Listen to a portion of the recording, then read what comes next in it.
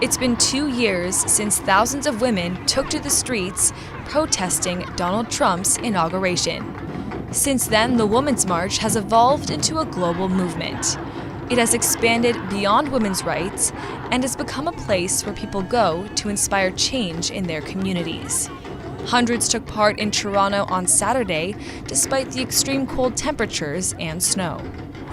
I'm here to march for all the women who can't be here today and just supporting all the women's rights. We've come a long way, but we still have a long way to go, so I'm here to support that and cheer our gender on. The provincial government's recent cutbacks to funding and civil rights were at the heart of this year's march. Toronto City Councillor KRISTYN WONG-TAM spoke at the event. She began her speech by calling out Premier Doug Ford.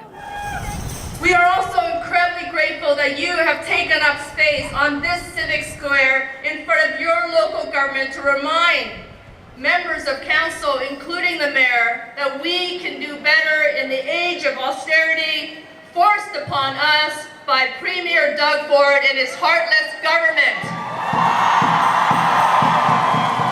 In Toronto, we are facing a housing crisis of epic proportions.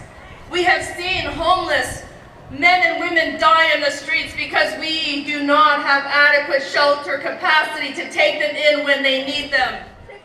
Farah Khan also spoke at the march. She is the manager of Ryerson's Office of Sexual Violence Support and Education. Khan spoke out against the Ontario government's interim sex ed curriculum from 1998.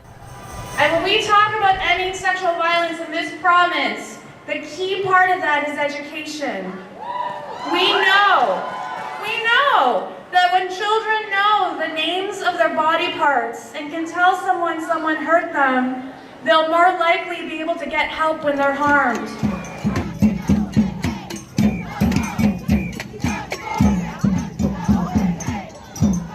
An attendee at the march shared her thoughts on the provincial government's recent changes to tuition, student fees, and OSAP.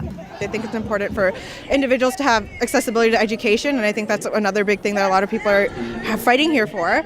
So I think a lot of issues like that, it's important to show up, to show that we're here, we don't appreciate what's going on in the government, and we want to see change, right?